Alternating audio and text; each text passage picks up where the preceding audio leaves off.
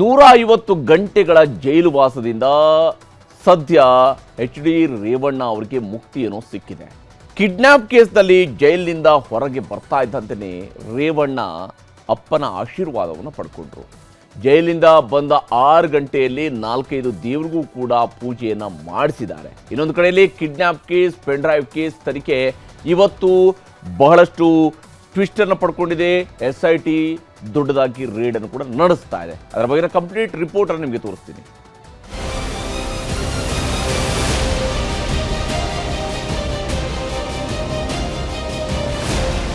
Kidnap ಕೇಸಲ್ಲಿ SITಯಿಂದ ಬಂಧನ ಆಗಿದ್ದ ಮಾಜಿ ಸಚಿವ ರೇವಣ್ಣ 6 ದಿನದಿಂದ ಪರಪ್ಪನ ಅಗ್ರಹಾರ ಸೆಂಟ್ರಲ್ ಜೈಲಿನಲ್ಲಿ ಬಂಧಿಯಾಗಿದ್ರು. ನಿನ್ನೆ ಜನಪ್ರತಿನಿಧಿಗಳ ವಿಶೇಷ ನ್ಯಾಯಾಲಯ ಷರತ್ತುಬದ್ಧ ಜಾಮೀನು ನೀಡಿತ್ತು. ಇವತ್ತು ರೇವಣ್ಣ ಜೈಲಿನಿಂದ ರಿಲೀಸ್ ಆದ್ರು.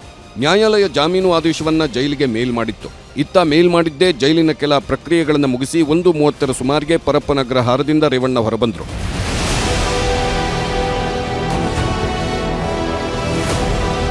ಜೈಲಿನಿಂದ ಹೊರಬಂದ HD ರೇವಣ್ಣಗೆ ಭರ್ಜರಿ ಸ್ವಾಗತ ಸಿಕ್ತು. 100 ಸಂಖ್ಯೆಯಲ್ಲಿದ್ದ JDS ಕಾರ್ಯಕರ್ತರು ಜೈಲಿನ ಬಳಿ ಹೂಮಳೆ ಸುರಿಸಿ ಸ್ವಾಗತಾನು ಕೋರಿದ್ರು.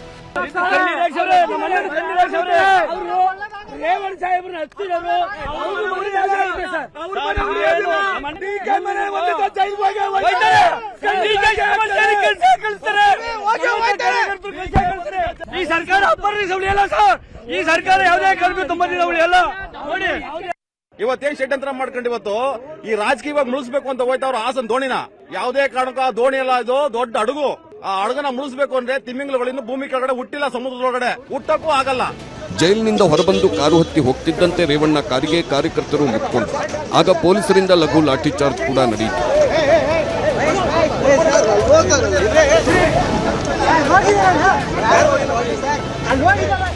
ರೇವಣ್ಣರನ್ನ ಜೈಲಿಂದ ಕರ್ಕೊಂಡು ಬಂದ ಮಾಜಿ ಶಾಸಕ ಸಾರಾ ಮಹೇಶ್ ಸೀದಾ ಪದ್ಮನಾಭನಗರದ ದೇವೇಗೌಡರ ನಿವಾಸಕ್ಕೆ ಬಂದರು.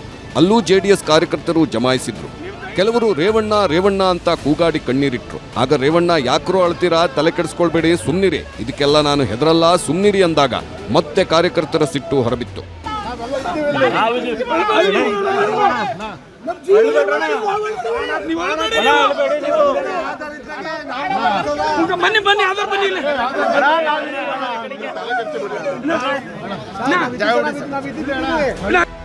ದೇವೇಗೌಡರ ಮನೆಗೆ ತೆರಳಿದ ರೇವಣ್ಣ ತಂದೆ ಹತ್ರ ಮಾತಾಡಿ ಅವರ ಆಶೀರ್ವಾದನೂ ಪಡ್ಕೊಂಡು ಹೊರಗೆ ಬಂದ್ರು.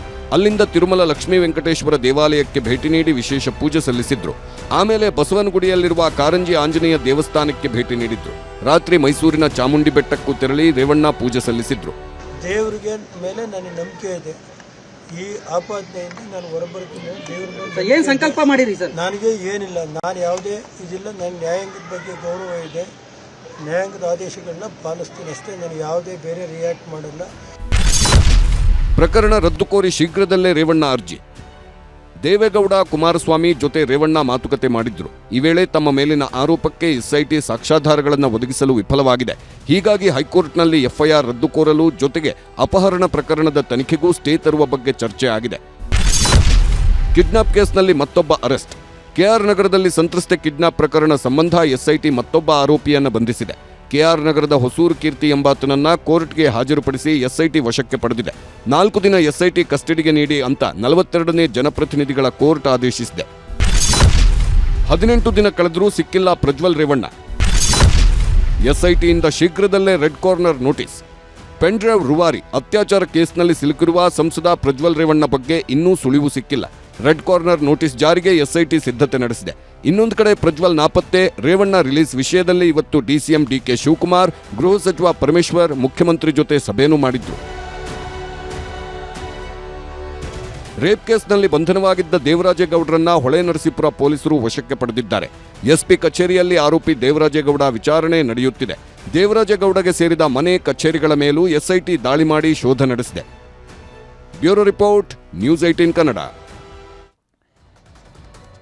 ಕನ್ನಡಿಗರ ನೆಚ್ಚಿನ ನ್ಯೂಸ್ 18 ಕನ್ನಡ ಈಗ ವಾಟ್ಸ್ಆಪ್ನಲ್ಲೂ ಲಭ್ಯ. ಕರ್ನಾಟಕ, ದೇಶ ವಿದೇಶಗಳ 360 ಡಿಗ್ರಿ ಸುದ್ದಿಯ ವಿವರಗಳನ್ನ ನಿಮ್ಮ ಕೈ ಬೆರಳುಗಳಲ್ಲೇ ಪಡಿಲಿಕ್ಕೆ ಈ QR ಕೋಡ್ ಅನ್ನ ಸ್ಕ್ಯಾನ್ ಮಾಡಿ ನಮ್ಮ ಚಾನಲ್ ಫಾಲೋ ಮಾಡಿ, ನೋಟಿಫಿಕೇಶನ್ ಆನ್ ಮಾಡಿ.